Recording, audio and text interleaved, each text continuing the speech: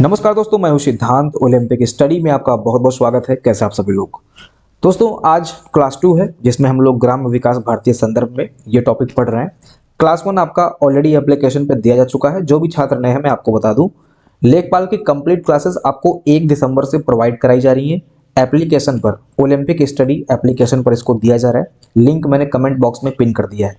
जो भी छात्र सीरियस होकर तैयारी करना चाहते हैं, एक बार में सिलेक्शन लेना चाहते हैं और अपनी पिछली गलतियों, आपने जो भी किया अभी तक, उसको भुलाकर आगे बढ़ना चाहते हैं, एक अंतिम प्रहार के रूप में इसको देखते हैं लेखपाल के एग्जाम को, ऐसे सभी सीरियस छात्र एप्लीकेशन डाउनलोड करके कोर्स में इनरोल कर लें। अभी के टाइम पे आपको डिस्काउंट दिया गया है। एप्लीकेशन आप लोग डाउनलोड करेंगे तो वहाँ पे आपको 499 रुपये लेखपाल का बैच शो हो रहा होगा। उतना आपको नहीं पेमेंट करना है। कूपन कोड मैंने वहीं लिख दिया है। जब आप कूपन कोड पे क्लिक करेंगे तो आपको डिस्काउंट देखने को मिल जाएगा और ये कुछ टाइम के लिए है। बाद में फिर ऐसा नहीं होगा कि लंबे समय तक के लिए ये चीज़ रखा गया है। ये कुछ लिमिटेड छात्रों के लिए रखा गया है, जो हमारे पुराने छात्र हैं उनके लिए। तो आज की क्लास में हम लोग ग्राम विकास भारतीय संदर्भ में ये जो क्लास 2 है इसको पढ़ने वाले हैं। क्लास 1 जो कि एप्लीकेशन पे आपको दे दिया गया है, वहाँ पर हम लोगों ने वैदिक काल से लेके ब्रिटिश शासन काल तक जो ग्राम विकास रहा है भारतीय संदर्भ में, इसको देखा था। वैदिक काल में क्या ग्रामीण व्यवस्था थी, इसके बाद में आपका उत्तर वैदिक काल में क्या व्यवस्था थी, महाजनपद काल में, चोल शासन काल में, इसके बाद में आपका गुप्त शासन काल में, मुगल काल में, ब्रिटिश काल में, इन सारे कालखंडों में ग्राम विकास किस अर्थ में हुआ था, ये सारी चीज़ें हम लोगों ने क्लास 1 में ऑलरेडी देख ली हैं। देखिए, इन कालखंडों में जो पंचायती राज व्यवस्था से रिलेटेड टॉपिक है, ये जो आपका आपके सिलेबस में जो पंचायती राज व्यवस्था, ये सिलेबस में आपके टॉपिक दे रखा है। इन कालखंडों में जो पंचायती राज व्यवस्था का विकास हुआ था, जो कि वीपीओ में कराया गया था, आपका वीपीओ में भी एक टॉपिक बन के आया था, परंपरागत पंचायती राज व्यवस्था। तो ऐसे टॉपिक को हम लोग पंचायती राज व्यवस्था में देखेंगे। ठीक है, यहाँ पर हमने सिर्फ ग्राम विकास की बात की है। ग्राम विकास के अंतर्गत जो सामाजिक मूल्य थे उस टाइम पे, इसके बाद में जो प्रशासन व्यवस्था थी, ये हमने मेनली देखा था। ठीक है, तो आज इस क्लास में पुनः हम लोग, जैसे पहले क्लास में भी हम लोगों ने ग्राम विकास या ग्राम की डेफिनेशन देखी थी, आज जो छात्र नए हैं उनके लिए पुनः मैं ग्राम और ग्राम विकास की डेफिनेशन लेके आया हूं, ताकि उनको समझ में आए कि भाई पढ़ना क्या है, ग्राम विकास भारतीय संदर्भ में पढ़ना क्या है। क्योंकि बहुत सारे लोग आप देख रहे होंगे कुछ भी कहीं से भी शुरू कर दे रहे हैं बिना समझे कि आपको एक्चुअल में पढ़ना क्या है। ठीक है, तो पहले हम ये समझते हैं कि जो टॉपिक है ग्राम विकास भारतीय संदर्भ में, इनमें आपको क्या क्या चीजें पढ़नी है। ओके, देखिए, पहले हम ये समझते हैं कि ग्राम क्या है। तो ग्राम दोस्तों क्या होता है, जैसे आप भारत में रह रहे हो, भारत के अंदर आपके राज्य होते हैं, केंद्र शासित प्रदेश होते हैं। राज्यों के अंदर दोस्तों जिले होते हैं। कई कई गांव से मिलकर जिला बनता है, यानी कि जो गांव होता है ये सबसे छोटा भौगोलिक क्षेत्र होता है जहां पर सीमित जनसंख्या में लोग रह रहे होते हैं। और यहाँ आप देख रहे होंगे, चूंकि फैक्ट्री नहीं होती है, कोई कंपनी नहीं होती है, तो एक तरह से प्राकृतिक परिवेश होता है। ठीक है, यानी कि भौगोलिक क्षेत्र की वह छोटी से छोटी इकाई जहां पर सीमित जनसंख्या में लोग रह रहे हों, प्राकृतिक पर्यावरण में रह रहे हों और मुख्य रूप से कृषि, पशुपालन या जो प्राथमिक आर्थिक गतिविधियां हैं उन पर निर्भर होकर अपना काम चला रहे हों, उसको हम लोग ग्राम के अंतर्गत रखते हैं। अब ये डेफिनेशन कोई जरूरी नहीं है कि ये डेफिनेशन आपको याद करना है, क्योंकि एग्जाम में आपको डेफिनेशन लिखने के लिए नहीं आएगा। और बहुत सारे लोग ऐसे मैं देखता हूं कि पढ़ाते हैं तो पूरा का पूरा डेफिनेशन ऐसे ऐसे करके लिखते जाते हैं। इन सारी चीजों से दोस्तों आपको कोई मतलब नहीं है। ये जो चीजें मैं बोल रहा हूं, जो भी चीजें मैं आपको यहाँ पे पढ़ाऊंगा, एक यहाँ पे मैं शॉर्ट नोट लिखता जाऊंगा। इसके अलावा जो भी जानकारी मैं आपको दूंगा, थ्योरेटिकल या फैक्चुअल, उन सारी चीजों को मैं आपको पीडीएफ के माध्यम से एप्लीकेशन पर दे दूंगा, जो कि ई बुक के फॉर्म में होगा, मतलब पीडीएफ में जो लिखा रहता है टेक्स्ट उसके फॉर्म में होगा। तो हैंड रिटन नोट्स एक तरह से आपको जो शॉर्ट नोट बनता है उसका काम कर देगा। बाकी डिटेल में भी आपको एक पीडीएफ दे दिया जाएगा जिसमें ग्राम का डेफिनेशन, इसकी प्रमुख विशेषताएं, इसकी प्रमुख इकाइयां, ये सारी चीजें आपको पीडीएफ में देखने को मिल जाएंगी। तो हम लोग यहाँ पे समय को बचाते हुए चलेंगे ताकि ज्यादा से ज्यादा टॉपिक कवर किया जाए। तो जो थोड़े बहुत महत्वपूर्ण पॉइंट्स हैं उनको हम लोग लिख लेते हैं। जैसे कह सकते हैं कि सबसे छोटी भौगोलिक इकाई। ठीक है, सबसे छोटी भौगोलिक क्षेत्र की इकाई, ये होता है। दूसरा कह सकते हैं सीमित जनसंख्या, सीमित जनसंख्या। और मुख्य व्यवसाय, मुख्य व्यवसाय आपका क्या होता है, कृषि होता है। ठीक है, तो ये हमने देख ली इसके डेफिनेशन के अंतर्गत। अब हम देखते हैं, ये हमने गांव देखा, अब देखते हैं कि ये जो टॉपिक आपका लिखा है ग्राम विकास, तो गांव का विकास कैसे होगा, ग्राम विकास कैसे होगा। ग्राम विकास दोस्तों जैसे समझ लीजिए कि मैंने यहाँ पे एक सर्कल ड्रॉ किया है, ये आपका गांव है। ठीक है, जो भी आपका गांव है आप अपने गांव का नाम ले लीजिए।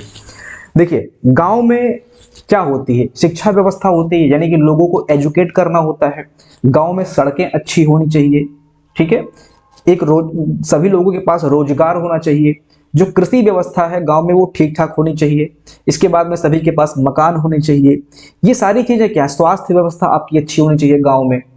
ये सारी चीजें क्या है, ये सारी चीजें गांव की ऐसी चीजें हैं कि अगर हम इन पे काम करें तो गांव विकसित होगा।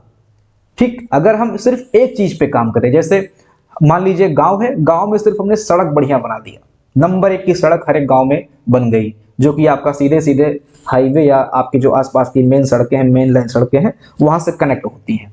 मान लीजिए आपके गांव में सड़क बढ़िया बन गया, हर एक गली पक्की सड़क हो गई, लेकिन अगर वहां पे लोगों के पास रोजगार नहीं है, लोग अनएजुकेटेड हैं, स्वास्थ्य व्यवस्था सही नहीं है, तो क्या उस गांव का विकास होगा, नहीं होगा। सिर्फ सड़कों से विकास नहीं होगा।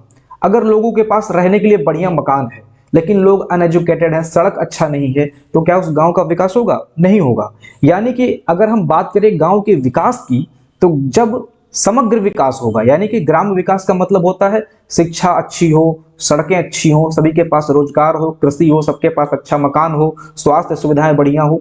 जब समग्र विकास होगा गांव का तो वो आता है ग्राम विकास के अंतर्गत। ठीक है, तो ये सारी चीजें मैं डाल दे रहा हूं, जो ग्राम विकास लिखा है यहां पे मैं लिख दे रहा हूं समग्र विकास। ठीक है, समग्र विकास अगर हम करते हैं गांव का तो ग्राम का विकास होगा। ठीक है, अच्छा मैं यहां पे बता देता हूं आपको जो विशेषताएं हैं गांव की, वो थोड़ा बहुत आप देखते चलिए। छोटी एवं सीमित जनसंख्या, जो गांव की जो प्रमुख विशेषता है उसको मैं यहां पे लिख दे रहा हूं, बहुत डिटेल में नहीं जाऊंगा। छोटी एवं सीमित जनसंख्या, क्या विशेषता है, छोटी एवं सीमित जनसंख्या।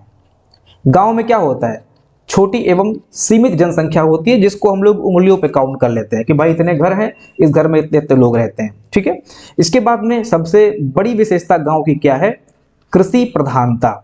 गांव की सबसे बड़ी और प्रमुख विशेषता यही है कि यहाँ पर जो मैक्सिमम लोग होते हैं वो कृषि पर निर्भर करते हैं। शहर में ऐसा नहीं होता है, शहर में मैक्सिमम लोग रोजगार या कुछ काम वाम कर रहे होते हैं, प्राइवेट सेक्टर में, गवर्नमेंट सेक्टर में रहते हैं। ठीक है, लेकिन गांवों में जो मैक्सिमम जनसंख्या होती है वो कृषि पर निर्भर करती है। अगर मैक्सिमम जनसंख्या कृषि पर निर्भर नहीं है तो फिर वो गांव के अंतर्गत नहीं आएगा। आगे हम लोग देखेंगे कितनी जनसंख्या कृषि पर अगर निर्भर होगी तो वो गांव कहलाएगा। ये सारी चीजें हम लोग आगे डिस्कस करेंगे। तो कृषि प्रधानता यहाँ पर रहती है। और यहाँ पर एक मैंने बताया कि एक तरह से आप पारंपरिक जीवन शैली आप लोग देखते होंगे, जो गांव है वहां पर अभी भी पारंपरिक जीवन शैली मिलती है। लोग अभी भी अपने रूट से जुड़े हुए हैं। जो हमारा सामाजिक और जो हमारा कल्चर रहा है वहां से लोग अभी भी जुड़े हुए हैं। शहर में लोग नए नए ट्रेंड्स को फॉलो कर रहे हैं, लेकिन गांव में अभी भी जो हमारा पारंपरिक जीवन शैली है उसको फॉलो किया जाता है। स्वशासन व्यवस्था, इसके बारे में तो आपको बीपीओ की पूरा पढ़ाई गया था। ठीक है, स्वशासन व्यवस्था, स्वशासन व्यवस्था का मतलब यह है ग्राम पंचायत की हम लोग बात कर रहे हैं, और इस क्लास में भी ग्राम पंचायत थोड़ा बहुत आपको बताया गया है। ठीक है, देखिए स्वशासन व्यवस्था हो गया। इसके बाद में यही सारी चीजें हैं जो कि गांव की विशेषता होती है। बहुत डिटेल में नहीं जाएंगे, ऐसे ऐसे करके अगर एग्जाम में आता है गांव की विशेषता कौन सी होती है कौन सी नहीं होती है, तो वो सारी चीजें आप लोग कर ले जाएंगे। तो इस टॉपिक में दोस्तों हम लोग क्या पढ़ने वाले हैं, देखिए जैसे अब यहाँ पे ग्राम विकास भारतीय संदर्भ में है, ये सारी चीजें मैंने आपको बता दी। अब इसमें पढ़ना क्या है, देखिए अब इसमें दोस्तों ये पढ़ना है, ग्राम विकास की हमने बात की, तो ग्राम विकास किससे होगा, शिक्षा से होगा। तो हम ग्राम विकास में शिक्षा का अभी तक का क्या योगदान रहा है, ठीक है, ये हम पढ़ेंगे। ग्राम विकास में अभी तक सड़कें कैसी हैं, कौन सी योजनाएं सड़क से रिलेटेड आई हैं, ये हम पढ़ेंगे। ग्राम विकास में लोगों का रोजगार क्या है, ये पढ़ना है इस ग्राम विकास में। इसके बाद में कृषि को लेकर ग्राम विकास क्या रहा है ये हम लोग देखेंगे। लोगों के पास स्वास्थ्य व्यवस्था कितनी है, क्या क्या सुविधाएं गांव में स्वास्थ्य से रिलेटेड आ चुकी हैं, ये सारी चीजें देखेंगे। तो यहाँ पर क्या है, गांव के विकास को लेकर जो जो चीजें होती हैं उन सारी चीजों को हम लोग यहाँ पे पढ़ने वाले हैं, एक एक टॉपिक को यहाँ पर हम पढ़ने वाले हैं। तो पहले हम लोग देख लेते हैं ग्राम की सामाजिक संरचना क्या होती है। ग्राम की सामाजिक संरचना का मतलब दोस्तों होता है कि भाई गांव में परिवार होता है। हाँ, गांव में भाई आपका भी परिवार है, परिवार में 5, 6, 2, 4, 8, 10 फैमिली रहती है। ठीक है, देखिए अब ये क्या है, ये जो ग्राम की इकाइयां आप लोग देख रहे हो ये क्या है, ये एक तरह से सामाजिक संरचना है। सामाजिक संरचना है, ये एक सामाजिक संरचना है। अब यहाँ पे हम बहुत डिटेल में इसलिए नहीं गए हैं क्योंकि आपके लेखपाल के सिलेबस में एक टॉपिक दिया है ग्रामीण सामाजिक विकास। आप नीचे जब जाएंगे तो देखेंगे 5वें 6वें नंबर पे है टॉपिक ग्रामीण सामाजिक विकास। तो वहां पर मेनली जो ग्राम समाज है, जो सामाजिक विकास है, उस पर हम चर्चा करेंगे और वहां पर ये सारे टॉपिक बहुत अच्छे से डिस्कस किए जाएंगे। परिवार क्या होता है, परिवार कितने प्रकार के होते हैं, विवाह क्या होता है, विवाह कितने प्रकार के होते हैं, कुल क्या होता है, वंश क्या होता है, वर्ग क्या होता है, समुदाय क्या होते हैं, प्रमुख समाज शास्त्रियों के बारे में वहां पे हम देखेंगे। अपने भारत के जो प्रमुख समाज शास्त्री रहे हैं उनके बारे में देखेंगे। समाज शास्त्रियों ने कौन कौन सी डेफिनेशन या कौन कौन से सिद्धांत दिए हैं, ये सारी चीजें दोस्तों हम ग्रामीण सामाजिक संरचना के अंतर्गत पढ़ने वाले हैं। और देखिएगा जैसे जैसे मैं बोल रहा हूं, बहुत सारे एजुकेटर्स या जो भी क्लास लेने वाले लोग हैं वो सब मेरी चीजों को फॉलो करते हुए चलेंगे और ऐसे ही एक तरह से पढ़ाने का ट्रेंड शुरू होने वाला है। ठीक है, पहले लोग जैसे मैं पढ़ा रहा हूँ वैदिक काल से लेकर ये सारी चीजें पढ़ाएं, इसके बाद में जो मैं बता रहा हूँ कि भाई ग्राम विकास में ये सारी चीजें शिक्षा, सड़क, रोजगार, कृषि, स्वास्थ्य, घर, मकान, ये सारी योजनाएं जो आई हैं ये सारी चीजें फिर लोग पढ़ाएंगे। ठीक है, इसके अंतर्गत अदरवाइज लोग भटके हुए थे और कुछ चीजें दोस्तों आगे आपको और बताई जाएंगी जो कि ग्राम विकास के अंतर्गत ही आपको पढ़ना है। नेक्स्ट टॉपिक जो इसके अगला वाला टॉपिक होगा उसको भी हमने डिस्क्लोज किया है वीडियो के लास्ट में। तो भाई मेहनत से पढ़िए, कंटिन्यूटी होनी चाहिए, डिसिप्लिन होना चाहिए। ये सारी चीजें जब आप करेंगे, लगातार वीडियो को देखेंगे, रिवीजन करेंगे, तभी आपका लेखपाल में सिलेक्शन होगा। जर्नी आसान नहीं है, इसको तो आप लोग ऑलरेडी 3-4 साल से देख ही रहे हो। ठीक, तो यहाँ पे देखिए ग्राम की जो सामान्य इकाइयां हैं इसको देख लेते हैं। तो सामान्य इकाइयों में जो सबसे महत्वपूर्ण इकाई मानी जाती है वो है आपका परिवार। सामाजिक संगठन की सबसे छोटी इकाई होती है। परिवार क्या होता है, सामाजिक संगठन की सबसे छोटी इकाई होती है, सबसे छोटी इकाई। तो एग्जाम में बन भी सकता है प्रश्न कि सामाजिक संगठन की सबसे छोटी इकाई कौन सी होती है, परिवार, ग्राम, इस तरह से। ठीक है, तो जो परिवार होता है ये सामाजिक संगठन की सबसे छोटी इकाई होती है। परिवार आपके इंडिया में जो है अगर देखे जाए तो मेनली संयुक्त ही मिलते हैं, लेकिन संयुक्त एवं एकल परिवार यहाँ पर दोनों तरह से देखने को मिलता है। शहरों में आपको एकल परिवार देखने को मिलेगा, गांव क्षेत्र में दोस्तों आपको संयुक्त परिवार देखने को मिल जाएगा। तो कुल और वंश देखते हैं। तो कुल और वंश दोस्तों मेनली अंतर ये होता है, जैसे कुल अगर है तो कुल काफी पुराने जो हमारे पूर्वज हुआ करते थे, जैसे मैं एकाध ऋषि का नाम लेता हूँ, जैसे कश्यप ऋषि थे। तो कश्यप की जो संतानें हुई आगे बढ़ी पीढ़ी दर पीढ़ी दर पीढ़ी दर पीढ़ी करके और कश्यप में ही रह गई, तो वो कश्यप कुल कहा जाता है। इसके बाद में जैसे आपके गौतम मुनि थे, उनके कुल के लोग जो चले आए, पीढ़ी दर पीढ़ी आगे बढ़ते गए बढ़ते गए बढ़ते गए, और उनकी परंपराएं और जो मान्यताएं हैं, उनके जो कुल देवी देवता हैं वो सेम हैं। ठीक है, तो वो कुल कहलाते हैं, काफ़ी पुराना होता है कुल। और जो वंश होता है ये एक तरह से वंशावली होती है, रक्त संबंध होता है। जैसे मेरे बाबा जी के लड़के, फिर उनके लड़के, फिर उनके लड़के, ऐसे ऐसे करके जो रक्त संबंध शो करता है, वंश शो करता है। जैसे हमारा अगला वंश, इनके बाद अगला वंश, तो ये वंश जो होता है ये रक्त संबंध शो कर रहा होता है। और जो कुल होता है ये काफ़ी पुराना होता है। जैसे मैं यहाँ पर लिख देता हूँ समझने के लिए, जैसे मैंने यहाँ पर लिख दिया भारद्वाज कुल। ठीक है, भारद्वाज कुल, इसके बाद में कश्यप कुल। अब इनके भारद्वाज के जो देवी देवता होंगे, कुल देवी देवता होंगे, ये सेम होंगे। इनका जो सामाजिक आधार होता है ये सेम होता है, मान्यताएं जो होती हैं वो सेम होती हैं। ठीक है, अनेक वंश या परिवार मिलकर कुल बनाता है। कुल बड़ा क्षेत्र होता है और जो वंश होता है वो चैन होता है, एक तरह से कह सकते हो। मतलब वंशावली होती है। और यहाँ पे आपने सुना होगा, जैसे आजकल बहुत लोग अपनी गाड़ी पे भी लिख के चलते हैं यदुवंश, ठीक है। इसके बाद में गर्ग वंश, इसके बाद चंद्रवंश या सूर्यवंश, ठीक है। सूर्यवंश, राजा भगवान श्री रामचंद्र, सूर्यवंश, ठीक है। तो इस तरह से वंश और कुल डिफाइन होता है। इसी तरह से अगर हम आगे बढ़ें, समाज में वर्ग और समुदाय भी होता है। तो वर्ग और समुदाय में दोस्तों प्रमुख अंतर ये होता है, आर्थिक आधार पे अगर हम देखें तो वर्ग बनता है। जैसे यहाँ पे मैं कर दूं आर्थिक आधार पर, जैसे उच्च वर्ग हो गया, मध्यम वर्ग हो गया, या निम्न वर्ग हो गया, श्रमिक वर्ग हो गया। तो ये वर्ग क्या होता है, आर्थिक आधार पर और सामाजिक आधार पर बनता है, ठीक है। इसके बाद में समुदाय थोड़ा सा बड़ा होता है, जैसे आपका यहाँ पे हो गया हिंदू समुदाय, हिंदू समुदाय हो गया, ठीक है। इसके बाद में आपका मुस्लिम समुदाय हो गया, मुस्लिम समुदाय हो गया। अब हिंदू समुदाय मुस्लिम समुदाय में भी उच्च वर्ग निम्न वर्ग हो सकता है, लेकिन वो कैटेगरी हो गई वर्ग की। लेकिन जब आप समुदाय की बात करेंगे, या ग्रामीण समुदाय हो गया, ठीक है, ये भी क्या है, ये भी समुदाय ही है। ग्रामीण क्या है, समुदाय है, ठीक है, ग्रामीण समुदाय हो गया। लेकिन अगर आप वर्ग की बात करते हैं तो वर्ग आपका जो है उच्च वर्ग, मध्यम वर्ग या निम्न वर्ग, इसको इस तरह से शो करते हैं आर्थिक आधार पे, ठीक है। तो ये वर्ग और समुदाय में अंतर है, कुल और वंश में अंतर है। बाकी इसको डिटेल में दोस्तों हम जब आप ग्रामीण सामाजिक विकास पढ़ेंगे तो वहां पे इसको कराएंगे। ग्रामीण अर्थव्यवस्था।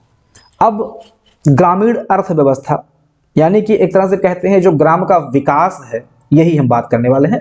ग्राम का विकास मतलब ग्रामीण अर्थव्यवस्था एक तरह से कह सकते हैं। तो पहले हम लोग दोस्तों देखते हैं कृषि अर्थव्यवस्था। ग्रामीण में कृषि अर्थव्यवस्था का क्या योगदान रहा है, इसको हम लोग देखते हैं। चलिए, तो आपको पता है ग्रामीण कृषि अर्थव्यवस्था क्या है, लोगों के लिए आय एवं रोजगार का प्रमुख साधन है। आय एवं रोजगार का जो सबसे प्रमुख साधन है लोगों के लिए, वो है आपका कृषि। अब हम देखते हैं दोस्तों, गांव में किसान होते हैं, कृषक होते हैं। किसान कितने प्रकार के होते हैं, ये आपकी परीक्षा में कई बार पूछा भी गया है। इसको आप लोग बहुत इसको इंपॉर्टेंट मान लीजिए, ठीक है, ये इंपॉर्टेंट टॉपिक है। तो किसान के प्रकार, जोत आधारित, पहले हम लोग देखते हैं जोत आधारित किसान के प्रकार। सीमांत किसान, इनको बोलते हैं मार्जिनल फार्मर। पहला होता है सीमांत किसान, इसके बाद में छोटे किसान, इसके बाद में मध्यम किसान, फिर बृहद किसान। तो इन किसानों को हम देखने वाले हैं और इनमें क्या क्या, जैसे किसी के पास कितनी जमीन है, ये महत्वपूर्ण जानना। तो सीमांत किसान दोस्तों भारत में सबसे ज्यादा यही मिलते हैं। भारत में सबसे ज्यादा यही मिलते हैं, या यही किसान सबसे ज्यादा है। दूसरा है, इन किसानों के पास 1 हेक्टेयर से कम जमीन होती है। 1 हेक्टेयर से कम जमीन होती है। जिस किसी को नोट्स बनाना हो, आप सभी लोग नोट्स बना लीजिए, ठीक है। 1 हेक्टेयर से कम जमीन होती है। शॉर्ट नोट जब बनाएंगे तो इसकी वैल्यू अभी नहीं पता चलेगी, अभी तो सब लोग हवा में कुछ भी पढ़ रहे हो, लेकिन जब लास्ट समय आता है, एकदम से अंतिम समय, तो वहां पे एक जरूरत होती है किसी शॉर्ट नोट की। तो वो चीज़ अगर आप अभी से बनाते हुए चल रहे हो ना, तो बड़े बेनिफिट में रहोगे लास्ट टाइम में। 1 हेक्टेयर से कम जमीन होती है, उनको बोलते हैं सीमांत किसान। 1 हेक्टेयर होता कितना है, तो इसको भी देख लीजिए, 3.96 पक्का बीघा, ठीक है। पक्का बीघा को हम लोग कहते हैं 1 हेक्टेयर। 1 हेक्टेयर, या कभी कभी 3.98 भी लिखता है कहीं कहीं, इसको भी आप लोग देख लीजिएगा। तो 3.96 या 3.98 अप्रॉक्स, इतना ही हर जगह पे दिखा रहा है। इसके बाद में 11.87 कच्चा बीघा, कच्चा बीघा, ठीक है। तो ये भी आप याद रखिएगा कि सीमांत किसान ऐसे किसान होते हैं जिनके पास 1 हेक्टेयर से कम जमीन होती है। 1 हेक्टेयर में कितने बीघे होते हैं, तो 1 हेक्टेयर में 3.96 पक्का बीघा होता है और 11.87 कच्चा बीघा होता है। और सीमांत किसान अगर पूछे भारत में सबसे ज्यादा कौन से या किस टाइप के किसान पाए जाते हैं, तो ये आपके सीमांत किसान होते हैं, ठीक है। इसके बाद में एक विशेषता और लिख लीजिए, छोटी आय होती है। भाई जब खेती कम है तो छोटी आय होगी, ठीक है। और कम तकनीक का उपयोग करेंगे, कम तकनीक का उपयोग करेंगे, जैसे ट्रैक्टर वगैरह नहीं रहेगा तब भी काम चल जाएगा, भाई दूसरे से ट्रैक्टर ले लिए, वो अपना खेत जोत लिए, इस तरह से कम तकनीक का उपयोग, ये भी इनका विशेषता हो गया। अब हम देखते हैं, आगे बढ़ते हैं, छोटे किसान, स्मॉल फार्मर, ऐसे किसान जिनके पास 1 से 2 हेक्टेयर की जमीन होती है, ऐसे किसान जिनके पास 1 से 2 हेक्टेयर की जमीन होती है, उनको हम कहते हैं सीमांत छोटे किसान, ठीक है। सीमांत किसानों से बेहतर स्थिति में होते हैं, आधुनिक संसाधन का प्रयोग करते हैं, आधुनिक संसाधन का ये प्रयोग करते हैं। सीमांत किसान से बेहतर की स्थिति में इसलिए होते हैं क्योंकि सीमांत किसानों के पास भाई खेती कम है, उनके पास मैक्सिमम 4-5 बीघे खेत हैं, और यहाँ पर आप देख सकते हैं यहाँ पे लगभग 8-10 बीघे खेत हो जाते हैं। इस तरह से हम लोग देखते हैं ये छोटे किसान होते हैं। इसके बाद में हम बात करें मध्यम किसान की, तो मध्यम किसानों के पास दोस्तों 2 से 4 हेक्टेयर का जमीन होता है, 2 से 4 हेक्टेयर जमीन या खेती हम कह सकते हैं होती है। इसके बाद में स्थिर आय होती है, जैसे पंजाब वगैरह में आप देखेंगे या नदी के किनारे का जो क्षेत्र होता है वहाँ पे भी ठीक ठाक लोगों के पास जमीन होती है, स्थिर आय। हालांकि वहाँ पे बाढ़ वगैरह आने से कभी कभी मैटर विपरीत हो जाता है। इसके बाद में आपके बड़े किसान हो गए, बड़े किसानों के पास बहुत सारी जमीनें होती है, 4 हेक्टेयर से अधिक अगर किसी के पास जमीन है, 4 हेक्टेयर से अधिक अगर किसी के पास जमीन है तो वो कौन हो गए, वो आपके बड़े किसान हो गए। 4 हेक्टेयर से अधिक जमीन अगर है तो वो कौन से किसान हो गए, वो आपके बड़े किसान हो गए। इनके पास भंडारण क्षमता अधिक होती है, भंडारण क्षमता अधिक होती है क्योंकि भाई जब ज्यादा खेत है तो ज्यादा चीजों को भंडारण करना पड़ेगा इनका। बाजार में इनकी मुख्य भूमिका होती है, ठीक है, जैसे बाजार में जो मूल्य तय होता है, बाजार में इनकी भूमिका होती है क्योंकि बहुत बड़े क्षेत्र पर ये लोग कृषि करते हैं, बहुत मात्रा में गेहूं धान उत्पादित करते हैं, तो बाजार में इनकी भूमिका अधिक हो जाती है। तो ये क्या है, ये बड़े किसानों की विशेषताएं हैं। तो हमने देखा सीमांत किसान 1 हेक्टेयर से कम, ठीक है, छोटे किसान 1 से 2 हेक्टेयर, मध्यम किसान 2 से 4 हेक्टेयर, और 4 से ज्यादा वाले कौन से हो गए, ये बड़े किसान हो गए। ये हमने जोत के आधार पे देखा, ठीक है। इसके बाद में अच्छा, ये सारी चीजें जो मैं आपको बता रहा हूं ये आपको पीडीएफ में दे दिया जाएगा। भूमि स्वामित्व के आधार पे अगर हम देखते हैं, मतलब भूमि स्वामित्व का मतलब आपको पता है कि बहुत सारे किसान ऐसे होते हैं जिनके पास जमीन होती है और बहुत लोगों के पास जमीनें नहीं होती है। तो ऐसे भूमिधारी किसान जिनके पास जमीन होती है उनको हम लोग कहते हैं ये अपनी भूमि पर खेती करते हैं। भूमिधारी का मतलब अपनी भूमि पर खेती करना, अपनी भूमि पर खेती करना, ये कौन हो गए, ये भूमिधारी किसान हो गए, ठीक है। और भारत में दोस्तों भारत में अधिकांश यही हैं, मतलब मैक्सिमम लोगों के पास जमीन है, छोटा टुकड़ा ही रहे, कुछ ही एक आध मतलब 1 बीघा जमीन, आधा बीघा जमीन रहे, लेकिन भारत में अधिकांश किसानों के पास कुछ ना कुछ जमीन है, ठीक है, अधिकांश किसान यही है, ऐसा लिख लीजिए, ठीक है। अगर भारत में सबसे ज्यादा किसान बोलता है सीमांत तो वो जोत के आधार पे हो जाएगा, और भूमि के हिसाब से भूमिधारी किसान सबसे ज्यादा यहाँ पे हैं। इसके बाद में आपने गांव में सुना होगा कि बहुत लोग खेत बटैया पे लेते हैं, तो ऐसे लोगों को बोलते हैं, बटैया पे लेके वहां पे खेती करते हैं, धान उगाते हैं, गेहूं उगाते हैं, तो ऐसे किसानों को बटाईदार किसान बोलते हैं। बटाईदार का मतलब होता है कि दूसरे की खेती को लेकर उस पर कृषि करना, और जो उत्पादित होता है जैसे गेहूं चावल जो भी निकलता है उसका कुछ हिस्सा जिनकी जमीन है उनको दे देना, ठीक है, ये होता है बटाईदार किसान। तो जमीन की मालिक मतलब दूसरे के खेतों में काम करना, उत्पादन का कुछ हिस्सा,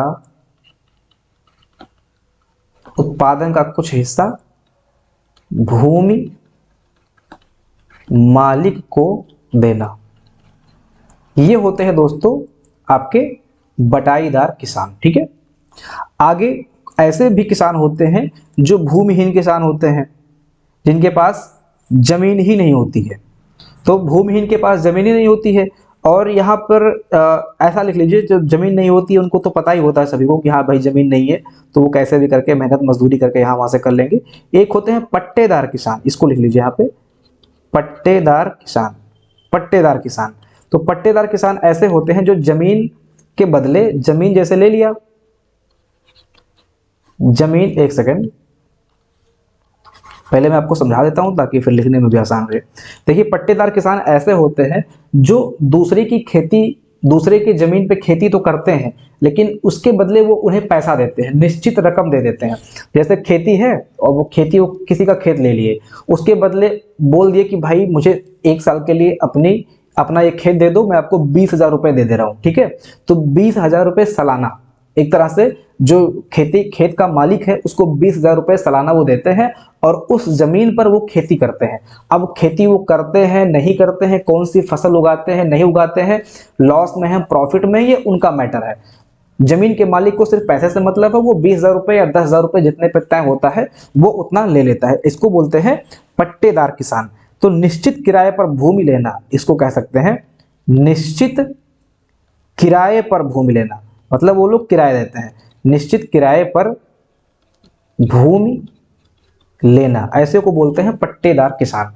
देखिए दोस्तों, मैं आप लोगों से कहना चाहता हूं कि बहुत इसके पहले बीपीओ की क्लास में या इन्फोर्समेंट में या फॉरेस्ट गार्ड में या इसके पहले जो लेखपाल हमने चलाया था, वहां पे हम लोगों ने पीडीएफ के माध्यम से पढ़ाई किया था, तो लिखने में जो समय लगता है ये हमारा बच जाता है। अगर बहुत सारे छात्र ये कहते हैं कि सर पीडीएफ के माध्यम से सीधे पढ़ाई करवा दीजिए, जो कि इसके पहले हम करवाते भी थे और रिस्पॉन्स भी ठीक ठाक था, तो वो हम लोग पीडीएफ के माध्यम से पढ़ाई स्टार्ट करेंगे। ऐसी बात नहीं कि कोई मजबूरी हो गई कि मुझे यहाँ पे, और लिखने में भी समय लगता है, नोट्स बनाना पड़ता है, ठीक है। तो अगर आप लोग कहेंगे तो पीडीएफ से डायरेक्ट क्लास स्टार्ट किया जाएगा, पीडीएफ से डायरेक्ट पढ़ा जाएगा। नहीं तो बहुत सारे लोग कहते हैं सर आप पीडीएफ ही सिर्फ पढ़ देते हो, तो पीडीएफ पढ़ देते हो तो उसका विकल्प यही है कि मैं यहाँ पे लिख के आपको पढ़ाऊं, जैसे आपको डिजिटल बोर्ड पे पढ़ाया जाता है। बस अंतर इतना होगा कि मेरा यहाँ पे फेस नहीं दिखेगा, बाकी सारी चीजें सेम रहने वाली हैं, बस आपको फेस नहीं दिखेगा, मेरी सिर्फ वॉइस आपको सुनाई पड़ेगी, और मैं यहाँ पे लिखूंगा वैसे जैसे वो लोग लिखते हैं, ठीक है। इसके बाद में पट्टेदार किसान आपने देख लिया कि किराए पर जो है ये भूमि को लेते हैं और वहां पे खेती करते हैं, और कोई जरूरी नहीं कि किराया ही रहे, किराया भी हो सकता है दोस्तों और अनाज भी हो सकता है, किराया और अनाज दोनों हो सकता है, ऐसा कोई जरूरी नहीं कि बस किराया ही रहे। अब हम लोगों ने देखा ग्रामीण क्षेत्रों में कृषि का अर्थव्यवस्था में क्या योगदान है, इसी तरह से अब हम लोग देखते हैं ग्रामीण पशुपालन का अर्थव्यवस्था में क्या योगदान है, ठीक है। तो जैसे मैक्सिमम जो आबादी होती है वो कृषि पर निर्भर करती है, इसके बाद में जो निर्भरता है वो दोस्तों पशुपालन पे ही है। गांव में आप देख लेंगे जो थोड़ा सा पिछड़े बैकग्राउंड से होंगे, कहने का मतलब है जिनके पास थोड़ा सा धन का अभाव होगा, उनके पास कोई ना कोई पशु जरूर होता है, ठीक है। तो यहाँ पे दूसरा सबसे बड़ा जो आधार है लोगों का वो है पशुपालन। तो और इसी आधार पर हम कह, चूंकि भारत में सबसे ज्यादा ग्रामीण जनसंख्या है और लोगों के पास पशु है, तो भारत में दुग्ध उत्पादन भी नंबर 1 पे होता है पूरे विश्व में। लगभग 24-25% पूरे विश्व का जो दूध है वो इंडिया से ही उत्पादित होता है। तो दूसरा सबसे बड़ा जो आधार है कृषि के बाद में वो भारतीय लोगों के लिए, ग्रामीण भारतीय लोगों के लिए वो आपका पशुपालन है, और विश्व का सबसे बड़ा जो दुग्ध उत्पादक देश है वो भी अपना भारत ही होता है, ठीक है। इसके बाद में अब हम देखते हैं दुग्ध उत्पादन में कौन कौन से जो प्रमुख पशु हैं वो कौन कौन से हैं। तो आपको पता है दुग्ध उत्पादन में नंबर 1 पे आपका गाय है, दूसरा आपका भैंस है, और तीसरा आपका दोस्तों बकरी है। ये 3 मेन पशु हैं जो कि दुग्ध उत्पादन से रिलेटेड हैं। इसके बाद में दुधारू नस्लों की अगर हम बात करें तो साहीवाल गाय आप लोग सुने होंगे, आई थिंक गाय ही है अगर मैं करेक्ट हूँ। इसके बाद में मुर्रा भैंस, ये सब क्या है, ये सब नस्लें हैं। मुर्रा क्या है, ये भैंस है। तो नस्लों के बारे में, प्रमुख पशुओं के बारे में, उन पे लगने वाले रोग, ये सारी चीजें हम लोग जब पशुपालन पढ़ेंगे वहां पे देखेंगे। और जो कृषि हमने देखा, ये भी हमने मोटी मोटा जो अर्थव्यवस्था से रिलेटेड मैटर है वो मोटी मोटा हमने यहाँ पे देख लिया। बाकी कृषि से रिलेटेड एक नया चैप्टर मैं पढ़ाऊंगा जिसमें बहुत सारी चीजें आपको पढ़ाने वाला हूँ, जिसमें जो आपकी खेती होती है, खरीफ की फसल, रबी की फसल, इसके बाद में जायद की फसल, बहुत सारी फसलों के बारे में हम लोग पढ़ेंगे। इसके बाद में जो आपका नकदी फसलें होती हैं या फसलों में लगने वाले रोग होते हैं या प्रमुख इंस्टीट्यूट कौन कौन से हैं, ये सारी चीजें हम लोग वहां पे देखेंगे डिटेल में। ठीक है, तो अभी हम लोग मोटी मोटा एक ओवरव्यू लेके चल रहे हैं कि इन सारी चीजों से हमारे ग्राम का विकास हुआ है। अभी तक जो हमारा विकास काल रहा है 1947 के बाद में, वो इन्हीं सारी चीजों से हुआ है। अमूल मॉडल क्या है दोस्तों? AMUL, आनंद मिल्क, ऐसे करके इसका फुल फॉर्म है आई थिंक। ठीक है, इसको आप लोग लिखिएगा अगर किसी को पता होगा, आनंद मिल्क अनलिमिटेड, जो भी होगा इसको आप लोग देख लीजिएगा। अब देखिए अमूल मॉडल डेवलप हुआ, गांव में सहकारी समितियां बनाई गई जहां पर लोग जाके दूध देते हैं और वो दूध का पैसा सीधे नगद पाते हैं। ठीक है, तो ये अमूल मॉडल के माध्यम से दुग्ध उत्पादन में वृद्धि हुई है। लोग जब नगद पैसा पाते हैं तो सीधे जाके वहां पे दूध बेच देते हैं। इसके बाद में आपका जो मांस उत्पादन है, मांस उत्पादन में आपका यहाँ पे बकरी हो गया, इसके बाद में भेड़ है, बहुत जगह पे सूअर भी पालते हैं मांस उत्पादन के लिए। ठीक है, इसके बाद में मुर्गी पालन आपका सबसे आजकल ट्रेंड में चल रहा है, जहां देखो वहां मुर्गी फार्म खुल रहा है। ठीक है, तो मुर्गी पालन ये सब क्या है? ये सब ग्रामीणों के आय के स्रोत हैं, ग्रामीण आय के स्रोत हैं ये सब। ठीक है, इसके बाद में मुर्गी पालन को थोड़ा सा मैंने यहाँ पे अलग से लिख रखा है। इसमें क्या है, लोग यहाँ पे अंडा अंडा एवं मांस दोनों निकालते हैं, अंडा एवं मांस दोनों निकालते हैं। और इसके बाद में कम लागत और आय ज़्यादा, ये होता है इसमें आय ज़्यादा मुर्गी पालन में। ठीक है, बकरी पालन में अगर हम देखें तो बकरी पालन दोस्तों ग्रामीणों में कहते हैं बकरी को क्या बोलते हैं, गरीब की गाय। मतलब अगर कोई गाय नहीं पाल पा रहा है, गरीब आदमी की गाय, गरीबों की गाय इसको बोलते हैं, गरीबों की गाय। मतलब अगर कोई गाय नहीं पाल पा रहा है, एक सेकंड, तो वो बकरी पालता है। आप लोग देखते भी होंगे गांव में लोग बकरी बोलते हैं, छगड़ी बोलते हैं, छगड़ी चराने जाओ। ठीक है, कोई मेम भी इस पे हो रहा था कि बड़े होकर क्या बनोगे, तो कहता है छगड़ी चराओ, गरीबों की गाय। ठीक है, तो बकरी को क्या बोलते हैं? गरीबों की गाय बोलते हैं। बकरी पालन होता है, लोग पालते हैं, कोई इमरजेंसी पड़ती है तो उसको बेच देते हैं, 15-20 हज़ार रुपये मिल जाता है, अपना काम कर लेते हैं उससे। ठीक है, तो ये हो गया। इसके बाद दोस्तों हम आगे पशु स्वास्थ्य के बारे में पढ़ेंगे, जिसमें आपका टीकाकरण होता है, टीकाकरण होता है। अब ये सारी चीजें मैं आपको ओवरव्यू दे दे रहा हूँ। ठीक है, लेकिन अभी यहाँ पे मैं डिटेल में नहीं जाऊंगा, लेकिन मैं आपको ओवरव्यू दे रहा हूँ यहाँ पे कि मैं क्या क्या चीजें आगे पढ़ाने वाला हूँ। ये सब चीजें डिटेल में चलेंगी, ये सब एक तरह से समझ लीजिए कि टॉपिक का इंट्रोडक्शन हो रहा है। ठीक है, तो यहाँ पे FMD, HS, ठीक है, इसके बाद में BQ, ये सब टीके होते हैं। पशु चिकित्सालय जो खुलते हैं उनके बारे में हम लोग बात करेंगे, पशु चिकित्सालय के बारे में हम लोग बात करेंगे। ठीक है, प्रमुख चिकित्सा केंद्रों के बारे में बात करेंगे, पशु बीमा क्या होता है इसके बारे में हम लोग आगे बात करेंगे। ठीक है, अब ये FMD मतलब फूड फीट माउथ करके ऐसे कुछ होता है, इसको आप लोग देख लीजिएगा, अभी मैं नहीं, मुझे याद नहीं आ रहा है, बाकी जब क्लासेस चलेंगी वहां पे तो मैं उसको कराऊंगा। नस्ल सुधार में दोस्तों होता है कृत्रिम गर्भाधान, कृत्रिम गर्भाधान कराया जाता है ताकि जो आने वाली नस्लें हैं वो और ज्यादा से ज्यादा दूध दें। ठीक है, ये सारी चीजें होती हैं। इसके बाद में पशुधन विकास कार्यक्रम हम लोग आगे पढ़ेंगे, पशुधन विकास कार्यक्रम इसके अंतर्गत आगे क्लास में होगा। ठीक है, सहकारी समितियों में अगर हम आए तो दुग्ध समितियां होती हैं, चारा बैंक है, प्रजनन केंद्र है, प्रशिक्षण केंद्र है, ये सारी चीजें दोस्तों हम लोग इसके अंतर्गत पढ़ने वाले हैं।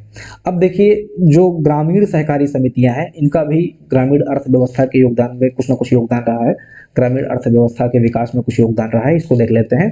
तो ग्रामीण सहकारी समितियां मुख्य प्रकार कौन सी हैं? तो ग्रामीणों में दोस्तों कृषि ऋण सहकारी समितियां होती हैं। कृषि ऋण सहकारी समितियों का काम होता है किसानों को सस्ता ऋण उपलब्ध कराना। किसी किसान को खेती के लिए या किसी अन्य काम के लिए अगर ऋण चाहिए होता है तो ये सस्ता ऋण उपलब्ध कराती है। ठीक है, सस्ता ऋण उपलब्ध कराती है, सस्ता ऋण उपलब्ध कराती है। ठीक है, इसके बाद में जैसे बीज हो गया, खाद हो गया, कीटनाशक हो गया, कृषि यंत्र हो गया, इन सारी चीजों के लिए अल्पकालिक या दीर्घकालिक ऋण देती हैं ये। ठीक है, इसके बाद में ऋण वसूली और फसल खरीद वगैरह में भी ये लोग जो है काफी डिस्काउंट दे देते हैं। तो ये होती है कृषि सहकारी समितियां, जो कि कृषि से रिलेटेड किसानों के लिए हेल्प हेल्प करती हैं। ठीक है, इसके बाद में है आपका विपणन सहकारी समितियां। विपणन सहकारी समितियां मतलब विपणन का मतलब होता है व्यापार, एक तरह से मतलब लेन देन, चीजों का आदान प्रदान। तो किसानों से उपज खरीदती हैं, ऐसे जो सहकारी समितियां होती हैं ये किसानों से उपज खरीदती हैं अच्छे मूल्य पर। ठीक है, लिख लीजिए, उपज अच्छे मूल्य पर खरीदती हैं। ठीक है, अच्छे मूल्य पर उपज खरीदती हैं। ठीक है, मंडी और बिचौलियों से बचाती हैं। ऐसे क्या होता है, बीच में आप जाएंगे तो कोई जैसे किराने की दुकान वगैरह होता है ना, तो ये लोग क्या है, एक तरह से बिचौलिए हैं एक तरह से। ठीक है, इसके बाद में आपका उपभोक्ता सहकारी समिति आती है। गांव में उचित मूल्य पर दैनिक उपभोग की जो वस्तुएं होती हैं, जैसे चावल, गेहूं, आटा, ये तो हालांकि गांव में सभी के पास होता है, लेकिन इसके अलावा तेल, नमक, दाल, ये सब चीजें क्या होती हैं, उपभोक्ता सहकारी समितियों के अंतर्गत प्रोवाइड कराई जाती हैं। महजे जो महंगे निजी दुकान होते हैं उनसे कुछ ना कुछ तुलनात्मक रूप से ये थोड़ा सस्ते में देती हैं। ठीक है, तो यहाँ पे क्या है, दैनिक उपभोग की वस्तुएं सस्ते में मिलती हैं। ठीक है, इसके बाद में बहुउद्देशीय सहकारी समितियां होती हैं। बहुउद्देशीय में दोस्तों ऐसा कह सकते हैं हम लोग, जैसे कोई एक सहकारी समिति है वो कई सारे काम करती है, ऋण देती है, उर्वरक देती है, बीज देती है, विपणन का भी काम कर लेती है। ठीक है, तो ये सारी चीजें जो होती हैं ये खुद कर लेती है। और गांव में सबसे प्रसिद्ध मॉडल यही है। ठीक है, सबसे प्रसिद्ध मॉडल यही है, जो कि बहुउद्देशीय सहकारी समिति है। प्रसिद्ध मॉडल गांव में यही है, जिसके माध्यम से एक ही जगह पे सारी चीजें हमको मिल जाती हैं। ठीक है, तो ये हो गया। इसके बाद में आप लोगों ने सुना होगा सेल्फ हेल्प ग्रुप, यानी कि स्वयं सहायता समूह के बारे में। गांव में छोटे छोटे समूह चलते हैं जहां पे जो महिलाएं होती हैं या लोग होते हैं, लेकिन मेनली यहाँ पे महिलाएं ही पाई जाती हैं, जो कुछ पैसे अपने मतलब कमाई धमाई का या कैसे भी करके कुछ पैसे किसी समूह में जमा कर रही होती हैं, और आवश्यकता पड़ने पर वहां से वो ऋण लेती हैं। ठीक है, तो ये छोटे छोटे समूह होते हैं, और यहाँ पे कह सकते हो कि 10 से 20 या इससे भी अधिक महिलाएं जो होती हैं, 10 से 20 महिलाएं महिलाएं मिलकर समूह बनाती हैं। ठीक है, अब भाई सभी लोग तो आ नहीं जाएंगे समूह में, बहुत सारे लोग समूह में नहीं होते हैं। ठीक है, इसके बाद में क्या होता है, बचत, ऋण, आय वृद्धि और छोटे व्यवसाय के लिए ये चीजें की जाती हैं। और इसको कभी कभी बैंक से भी लिंक कर दिया जाता है, या किसी अथॉरिटी से लिंक कर दिया जाता है, ताकि इसका देख रेख हो, कोई फ्रॉड वगैरह ना होने पाए। ठीक है, तो ये सारी चीजें होती हैं। और बैंक से भी दोस्तों इसमें ऋण आता है, अगर ये अथॉरिटी से जुड़ गया है तो बैंक भी इसमें कुछ ना कुछ कोऑपरेट करता है। एसएचजी को बैंक से ऋण या सहायता या विशेष योजनाएं मिलती रहती है। जैसे कोई समूह बनाया है तो गवर्नमेंट भी उस समूह में अपना योगदान देती है। ठीक है, तो ये सारी चीजें। इसके अलावा दोस्तों नाबार्ड है, आरआरबी है, मतलब जो ग्रामीण बैंक होते हैं, एनआरएलएम है, जैसे राष्ट्रीय ग्रामीण आजीविका मिशन है, ये सारी चीजें। अब ये सब क्या है, ये सब चीजें योजनाओं के अंतर्गत आती हैं, और ये सब जब आप योजनाएं पढ़ेंगे तो वहां पे डिटेल में पढ़ने वाले हैं। ठीक है, तो आगे बढ़ते हैं ताकि बहुत ज्यादा वीडियो लंबा ना हो। अब यहाँ पे मनरेगा के बारे में मैंने थोड़ा यहाँ पे डाल दिया है, ताकि जो गांव में रोजगार विकास है इसको भी समझ लें कि लोगों के पास रोजगार की गारंटी कहाँ से आती है। तो ये जो मनरेगा है, महात्मा गांधी राष्ट्रीय ग्रामीण रोजगार गारंटी योजना, तो ये हम लोग देख लेते हैं। ये आया था आपका 2005 में आया था। ठीक है, ये केंद्र प्रायोजित है, मतलब राज्य सरकार की योजना नहीं है, ये केंद्र सरकार की योजना है, लोगों को रोजगार की गारंटी देती है। नोडल मंत्रालय कभी कभी पूछता है, तो इसको भी आप लोग लिख लीजिए, ग्रामीण विकास मंत्रालय। और यहां से दोस्तों आपकी परीक्षा में 100% एग्जाम में ये प्रश्न पूछेगा, क्योंकि सीधे ग्रामीण विकास मंत्रालय से संबंधित है। उद्देश्य क्या है, अकुशल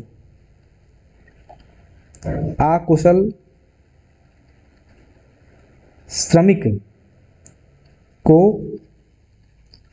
कम से कम 100 दिन रोजगार की गारंटी। ठीक है, ये क्या है, ये कम से कम 100 दिन रोजगार की गारंटी होता है, लगभग 3 महीने 10 दिन। और इसके बाद में अकुशल जो होते हैं, जो एजुकेटेड नहीं होते, पढ़े लिखे नहीं होते हैं, जो 18+ होते हैं, ऐसे श्रमिकों को ये चीज दिया जाता है, ठीक है। और जो सूखा या कोई आपदा प्रभावित क्षेत्र है, सूखा या आपदा, ये महत्वपूर्ण है, ठीक है, ये भी आप लोग याद रखिए। प्रभावित क्षेत्र में 50 दिन रोजगार और बढ़ा दिया जाता है, ठीक है, बढ़ा दिया जाता है। सूखा और प्रभावित क्षेत्रों में 50 दिन के लिए रोजगार और बढ़ा दिया जाता है, ठीक। और 100% ये सिर्फ और सिर्फ ग्रामीण क्षेत्रों के लिए है, शहरी क्षेत्रों के लिए नहीं है, ठीक है। तो यहाँ से क्या हुआ, लोगों को रोजगार मिल गया। अब हम आते हैं स्वास्थ्य पे, एक एक करके हम देख रहे हैं कि हमने कृषि देखा, इसके बाद में जो अर्थव्यवस्था है वो देखा, इसके बाद में आपका जो रोजगार है उसको देखा, इसके बाद में जो सहकारी समितियां हैं, पशु और अर्थव्यवस्था है, ये सारी चीजें देखी। अब हम आते हैं ग्रामीण के स्वास्थ्य विकास पे, ठीक है। तो स्वास्थ्य विकास के अंतर्गत जो प्रमुख चीजें आपको पढ़नी है वो है, पहला आपको उप स्वास्थ्य केंद्र, ठीक है। देखिए उप स्वास्थ्य केंद्र क्या होता है, ये प्राथमिक स्वास्थ्य केंद्र है। आप लोगों ने देखा होगा गांव में सेंटर खुले रहते हैं, मेडिकल सेंटर, मतलब मेडिकल सेंटर नहीं, जो दुकान पे चौराहे पे दुकान होती है, आप लोग देखते होंगे गांव में गवर्नमेंट सेंटर खुले रहते हैं जहां पे लोगों को टीका लगाया जाता है, पोलियो पिलाया जाता है, या कुछ अन्य टाइप की दवाएं दी जाती हैं जो सरकारी होती हैं। वो क्या है, वो सब प्राथमिक स्वास्थ्य केंद्र है। और ये 5,000 से 6,000 ग्रामीण की आबादी पे खोला जाता है। तो इसको भी आप लोग ध्यान रखिए, ये महत्वपूर्ण है कि प्राथमिक स्वास्थ्य केंद्र होते हैं, जो गांव की सबसे छोटी स्वास्थ्य केंद्र इकाई होती है उसको सब सेंटर या उप स्वास्थ्य केंद्र बोला जाता है, जिसको हम लोग प्राथमिक स्वास्थ्य केंद्र बोलते हैं। 5,000 से 6,000 की ग्रामीण आबादी पर इसको ओपन किया जाता है। और यहाँ पे जो मेन नर्स होती है एक तरह से, वो होती है एनएम, एक तरह से यहाँ पे नर्स की तरह काम कर रही होती हैं, और उनको असिस्ट करती हैं आशा बहुएं, ठीक है, जो गांव में होती हैं आशा बहुएं, और या जो अन्य हेल्थ वर्कर होते हैं, मेल फीमेल जो भी हो सकते हैं, वो इनको हेल्प यहाँ पे असिस्ट करते हैं, ठीक है। अब यहाँ पे आप देखिए, इनका जो मुख्य काम होता है मेनली अगर देखा जाए तो टीकाकरण इनका मेन काम होता है, ठीक है। प्रेगनेंसी रजिस्ट्रेशन, ये सबसे महत्वपूर्ण काम ये होता है, और इसमें कोई लापरवाही नहीं की जाती है, क्योंकि अगर इससे कोई डेथ वगैरह हुआ या कोई छूट गया तो ये सारी की सारी जिम्मेदारी जो होती है एनएम और आशा की हो जाती है। प्रेगनेंसी रजिस्ट्रेशन सुविधाएं या सेवाएं आप कह सकते हो। गांव में अगर कोई भी महिला प्रेग्नेंट होती है तो प्रेग्नेंट होने के बाद में उनका रजिस्ट्रेशन कराया जाता है, ठीक है। चाहे वो किसी किसी भी वर्ग से बिलोंग करे, चाहे वो पैसे वाले हों या ना पैसे वाले हों, ठीक है। ऐसे सभी महिलाओं का यहाँ पे रजिस्ट्रेशन होता है, कोई छूटता नहीं है, ठीक है, कोई भी वर्ग समुदाय छूटता नहीं है। प्रेगनेंसी सेवाएं होती हैं और इनका रजिस्ट्रेशन कराया जाता है। इसके बाद में सामान्य प्राथमिक उपचार कराया जाता है। प्राथमिक उपचार, प्राथमिक उपचार यहाँ पर लिखिए सामान्य प्राथमिक उपचार, जैसे किसी को बुखार है, किसी को गैस बना रहा है, ठीक है, या कोई भी मतलब छोटी मोटी कॉम्बीफ्लॉम या सॉरी जैसे पैरासीटामोल हो गया, कोई इस टाइप की जो दवाएं होती हैं, या कोई पाउडर वगैरह हो गया आयुर्वेदिक टाइप में, ये सारी चीज़ें कहाँ यहाँ पे मिल जाती हैं, ठीक है, और फ्री में मिलती हैं, इसका कोई पैसा नहीं लगता है। अगर कोई पैसा वैसा मांग रहा है तो समझ लो कि वो गलत काम कर रहा है, 1 आध रुपए की पर्ची में भी कट जाए, अदरवाइज ये सारी की सारी सुविधाएं जो होती हैं वो फ्री होती हैं। तो मेनली टीकाकरण, प्रेगनेंसी रजिस्ट्रेशन, सामान्य प्राथमिक उपचार और भी जो सुविधाएं आती है गांव में, ये लोगों तक पहुंचाने का काम जो होता है ये प्राथमिक स्वास्थ्य केंद्र का होता है, ठीक है। इसके बाद में सॉरी ये उप सब सेंटर्स का होता है। इसके बाद में आपका प्राथमिक स्वास्थ्य केंद्र आता है। प्राथमिक स्वास्थ्य केंद्र थोड़ा सा बड़ा होता है, ये गांव के समूहों को कवर करता है। 20,000 से 30,000 की आबादी पर एक पीएचसी खोला जाता है, प्राथमिक स्वास्थ्य केंद्र, प्राइमरी हेल्थ सेंटर बोलते हैं इसको, ठीक है। ये ओपन किया जाता है, और पीएचसी का सुपरविजन, एक सेकंड, ये जो सब सेंटर होते हैं इनका ये सुपरविजन करता है, ठीक है। ये जो सब सेंटर होते हैं, यहाँ पे सब सेंटर लगा लीजिए, सब सेंटर का ये सुपरविजन करता है। अच्छा, यहाँ पे कुछ फैसिलिटीज भी होती हैं, जैसे लगभग 6 बेड यहाँ पे मिलता है, ठीक है, 6 बेड होता है। स्टाफ यहाँ पे प्रॉपर होते हैं जो कि एमबीबीएस लेवल के होते हैं, ठीक है, एमबीबीएस फार्मासिस्ट, आप लोग समझ रहे होंगे कहाँ, जैसे आपके ब्लॉक वगैरह में देखिए जो होता है ना, वही प्राथमिक स्वास्थ्य केंद्र है। फार्मासिस्ट होते हैं, नर्स होती हैं यहाँ पे, ठीक है, एएनएम एएनएम आप लिख लीजिए, नर्स या एएनएम लगभग लगभग एक ही है। क्लर्क होता है, ड्राइवर होते हैं, जैसे कोई अगर प्रेग्नेंट केस आ रहा है गांव से तो जो वैन चलती है वहां से वो महिला को लेके यहाँ प्राथमिक स्वास्थ्य केंद्र पर आती है, तो यहाँ पे ड्राइवर की भी सुविधा रहती है। ठीक है, तो ये सब क्या है, ये सब इसकी विशेषता के अंतर्गत आते हैं। इसके बाद में मातृ शिशु स्वास्थ्य, इनका जो सबसे प्रमुख काम होता है वो मातृ और शिशु दोनों स्वस्थ रहें, इनका ये सबसे प्रमुख काम होता है। ठीक है, इसके बाद में कोई अगर महामारी आ रही है या कुछ ऐसा रोग वगैरह आ रहा है तो उसकी रिपोर्टिंग करनी होती है। इसके बाद में ये रेफरल पॉइंट का भी काम करते हैं। रेफरल का मतलब अगर कोई क्रिटिकल केस है, कोई बच्चा अगर गया वहाँ पे, कोई प्रसूति महिला गई वहाँ पे, अगर बच्चा नहीं हो रहा है या कुछ ऑपरेशन जैसा केस हो रहा है तो ये रेफरल पॉइंट होते हैं, एक तरह से कह सकते हैं, जो कि आगे CHC या जो जिला अस्पताल होते हैं या महिला अस्पताल होते हैं उनके लिए रेफर कर देते हैं। ठीक है, इसके बाद में जो स्वास्थ्य जागरूकता कार्यक्रम वगैरह होता है वो भी इन्हीं के माध्यम से चलाया जाता है, प्राथमिक स्वास्थ्य केंद्र के माध्यम से चलाया जाता है। इसके बाद में इससे बड़ा थोड़ा सा होता है आपका CHC। CHC इससे बड़ा होता है, कंबाइंड हेल्थ केयर सेंटर इसको बोलते हैं। ठीक है, रूरल हॉस्पिटल एक तरह से कह सकते हो। जैसे आपका जिला में जिला अस्पताल होता है, महिला अस्पताल होता है, ऐसे ही आप कह सकते हो कि ये ग्रामीण अस्पताल होता है, रूरल हॉस्पिटल। थोड़ा सा जो यहाँ पे आप देख रहे हो, यहाँ पे जहाँ 6 बेड लगा रहता है PHC में, तो यहाँ पर लगभग 30 से 35 बेड हो सकता है। ठीक है, 30 से 35 बेड हो सकता है और रात में भी यहाँ पे भर्ती हो सकता है। ठीक है, और इसके बाद में ये वेरी करता है, ऐसा नहीं कि मतलब 30 से 35 बेड ही होगा, हो सकता है कि उत्तर प्रदेश में अलग हो, आपका उड़ीसा में अलग हो, इस टाइप से थोड़ा सा ये बड़ा होता है PHC से। ठीक है, यहाँ पे अब आप देख रहे होंगे सर्जन होते हैं, फिजिशियन होते हैं, गायनोकोलॉजिस्ट होते हैं। ठीक है, ये सारे के सारे डॉक्टर जो अच्छे लेवल के होते हैं वो सब यहाँ पे आ जाते हैं। आपातकालीन सुविधा होती है यहाँ पे, आपातकालीन सुविधा या सर्जरी, ये सारी चीज़ें होती हैं। ठीक है, तो अब इसके बारे में बहुत डिटेल में नहीं जाएंगे, बस इतना ही समझ लीजिए। CHC जो होता है वो PHC से बड़ा होता है, 30-35 बेड होता है, आपातकालीन सुविधाएं होती हैं, थोड़ा सा हाईयर स्टैंडर्ड इसका होता है। ठीक है, इसके बाद में अब हम देखते हैं आशा का क्या योगदान है, और आशा का फुल फॉर्म आप लोग याद कर लीजिए कि आशा का फुल फॉर्म क्या है। तो आशा का फुल फॉर्म दोस्तों एक्रेडिटेड सोशल हेल्थ एक्टिविस्ट। ठीक है, किसी भी गांव में जाए, किसी आशा से मिले, उनसे उनका फुल फॉर्म पूछ ले तो कोई नहीं बता पाएगा। पढ़ने में ही बड़ा अजीब सा लग रहा है, मतलब बोलने में ही अजीब लग रहा है। Accredit social health activist. ठीक है, हो सकता है मैं सही प्रोनाउंसिएट ना कर रहा हूँ, तो आप लोग भाई कर लो। इसके बाद में स्वास्थ्य कार्यकर्त्री होती हैं, एक तरह से आप सभी को पता ही होगा, और स्वास्थ्य जागरूकता और अपनी सेवाएं वहां पे देती हैं। मुख्य भूमिकाओं की अगर हम बात करें तो जो माताएं होती हैं उनका रजिस्ट्रेशन ये करवाती हैं, और अस्पताल में प्रसव के लिए प्रेरित करती हैं। जैसे बहुत सारे लोग गांव में अभी भी हैं कि भैया घर पे ही बच्चा हो जाए, घर पे ही बच्चा हो जाए, तो ये क्या करती हैं, ये कहती हैं, लोगों को जागरूक करती हैं कि भाई घर पे बच्चा होने में बहुत ज़्यादा रिस्क है, आप लोग हॉस्पिटल जाइए। ठीक है, तो ये क्या करती हैं, प्रसव के लिए प्रेरित करती हैं, प्रसव के लिए हॉस्पिटल के लिए प्रेरित करना इनका प्रमुख काम होता है।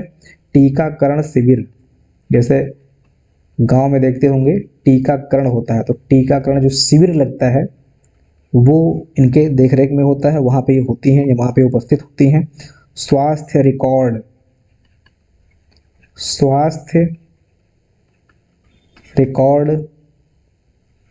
करना कह सकते हो। ठीक है, स्वास्थ्य रिकॉर्ड करती हैं। इसके बाद में बहुत आशाओं की ट्रेनिंग वगैरह होती है। ठीक है, ट्रेनिंग एवं मॉनिटरिंग जो भी सिचुएशन है उसको अटेंड करती हैं, ये सारी चीज़ें इनके अंतर्गत आती हैं। एएनएम, आशा से जो ऊपर की स्वास्थ्य कार्यकर्त्री होती हैं वो एएनएम होती हैं, एक्जिलरी नर्स मिडवाइफ बोलते हैं इसको। ठीक है, नॉर्मली हम लोग मिडवाइफ बोलते हैं गांव में, तो इनका जो फुल फॉर्म होता है वो एक्जिलरी नर्स मिडवाइफ होता है। ठीक है, उप स्वास्थ्य केंद्र की जो मुख्य नर्स होती है, जो आपका स्टार्टिंग में सब सेंटर मैंने बताया था, गांव में जो सेंटर खुले होते हैं वहां की ये मुख्य नर्स होती हैं, और आशा की ये मार्गदर्शक होती हैं। और जच्चा बच्चा का जो जांच और रिकॉर्ड होता है, जच्चा बच्चा का जांच करती हैं कि स्थिति परिस्थिति क्या है, कोई इंजेक्शन वगैरह लगता है 2-3 महीने पे, 4 महीने पे, 8 महीने पे, वो सब इंजेक्शन यही लगाती हैं, ठीक है। इसके बाद में आशा को ट्रेनिंग देती हैं कि कैसे कैसे काम करना है। तो ये सारी चीज़ें ये करती हैं। इसके बाद में दोस्तों आता है आपका आंगनवाड़ी।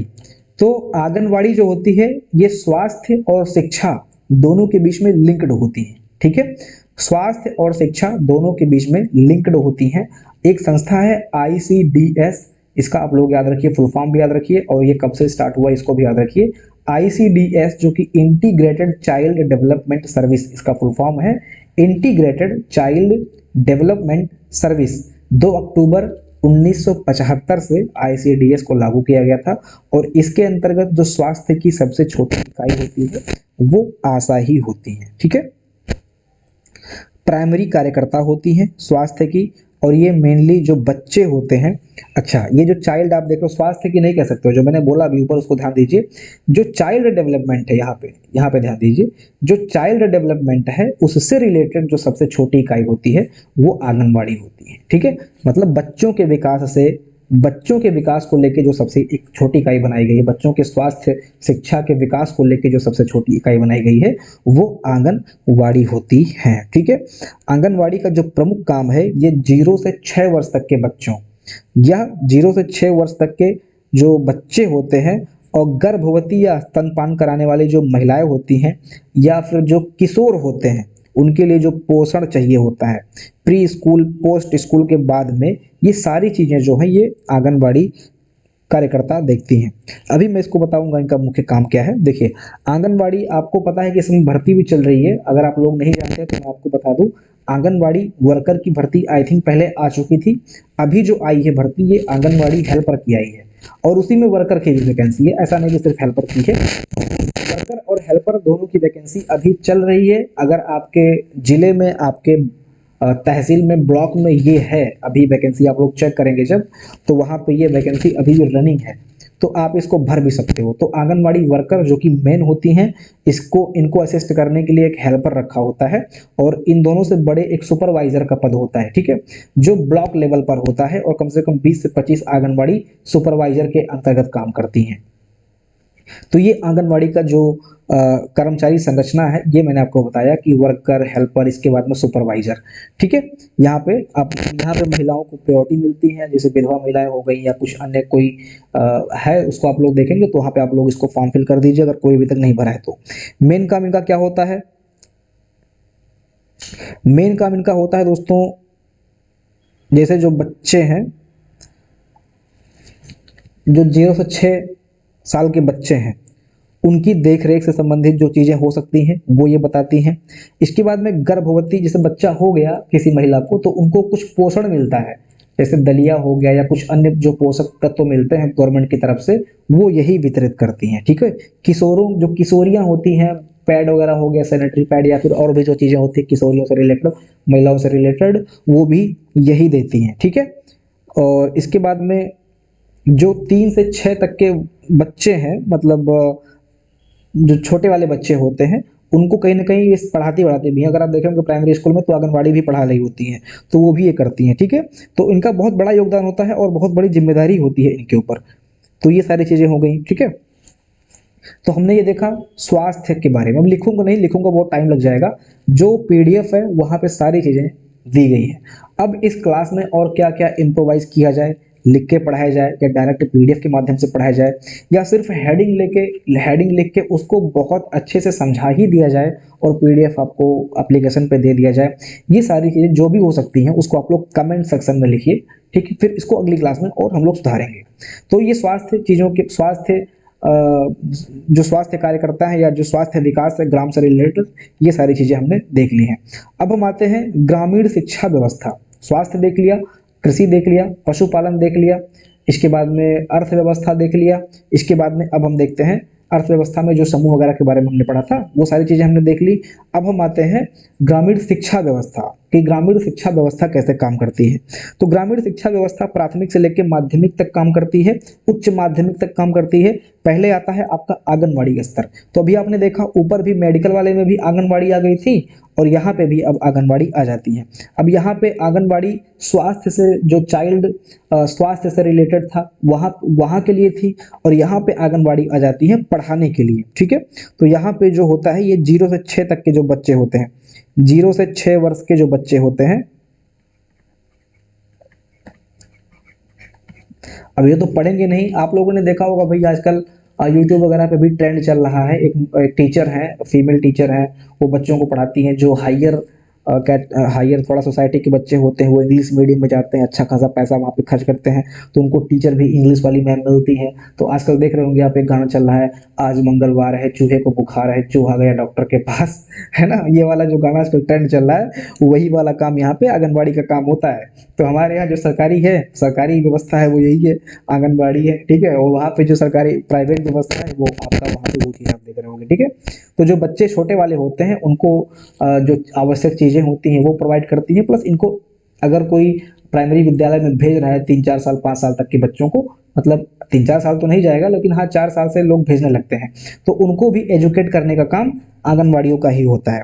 इसके बाद में आपका प्राथमिक विद्यालय आता है जो कि आपका कक्षा 1 से 5 क्लास तक का होता है। ठीक है, कक्षा 1 से 5 तक का क्लास जो होता है वो प्राथमिक विद्यालय के अंतर्गत आता है। यहाँ पे जो आयु सीमा है ये 6 से 11 वर्ष, मतलब अगर 6 से 11 वर्ष का बच्चा है तो वो 1 से 5 में रहेगा। ठीक है, इसके बाद में जो उच्च शिक्षा होता है, उच्च का मतलब होता है उच्च प्राथमिक शिक्षा। प्राथमिक विद्यालय एक होता है उच्च प्राथमिक विद्यालय जिसको हम लोग मिडिल स्कूल बोलते हैं गांव में। तो ये होता है 6 से लेके 8 क्लास या कक्षा। ठीक है, 6 से लेके 8 तक ये चलता है, और ये किशोरा तक का आई थिंक, हाँ एक सेकंड, ये 11 से 14 वर्ष तक के लिए होता है। ठीक है, 11 से 14 वर्ष तक के लिए बच्चों के लिए होता है। और एक होता है माध्यमिक विद्यालय जो कि आपका 9 और 10 होता है, 9 और 10 कक्षा जो होता है, क्लास या कक्षा। ठीक है, यहाँ पे अगर आप देखेंगे एज लगभग तो ये 14 से 16 वर्ष होता है। ठीक है, इसके बाद में आगे 11 से जो 12 क्लास होता है, यहाँ पर बच्चे 16 से 18 वर्ष तक के हो जाते हैं, यानी कि 18 वर्ष तक होते होते 12 जो होता है वो बच्चे पढ़ चुके होते हैं। ठीक है, तो ये ग्रामीण शिक्षा व्यवस्था है, और इसके लिए बहुत सारी योजनाएं आई हैं। उन सारी योजनाओं को लेके, उन सारी शिक्षा योजनाओं को हम लोग योजना जब पढ़ेंगे तो वहाँ पे कवर करेंगे। ठीक है, बाकी तो समय दोस्तों आपका लगभग 1 घंटा हो चुका है, और वीडियो सेशन 1 घंटे का रहे तो ज़्यादा सही है, और ग्रामीण पंचायती राज व्यवस्था को अगर डिस्कस करेंगे तो समय बहुत ज़्यादा लग जाएगा। ग्रामीण पंचायती राज व्यवस्था, और इसके बाद में जो आपका अगला टॉपिक रहने वाला है जिसमें हम लोग ग्राम में भूमि व्यवस्था को देखेंगे। भूमि व्यवस्था भी देखना ज़रूरी है। इस टॉपिक को मेनली वैसे भूमि सुधार के अंतर्गत पढ़ा जाएगा। डिटेल में इसको हम लोग भूमि सुधार जो कि आपके सिलेबस में मेंशन है उसमें देखेंगे। फिर भी जो ज़रूरी चीज़ें हैं भूमि व्यवस्था में, ये सारी चीज़ें हम लोग यहाँ पे देखेंगे। और जो आपका नेक्स्ट टॉपिक होगा इसके बाद में वो होगा उत्तर प्रदेश की राजस्व प्रणाली। ठीक है, तो ये सारी चीज़ें हम लोग अब नेक्स्ट क्लास में देखेंगे क्योंकि वीडियो बहुत लंबा हो रहा है। बाकी जिन छात्रों को बैच में इनरोल करना है अभी डिस्काउंट चल रहा है, आप सभी लोग इनरोल अभी कर लीजिए। मिलते हैं नेक्स्ट सेशन में, अपना ध्यान रखिएगा। जय हिंद।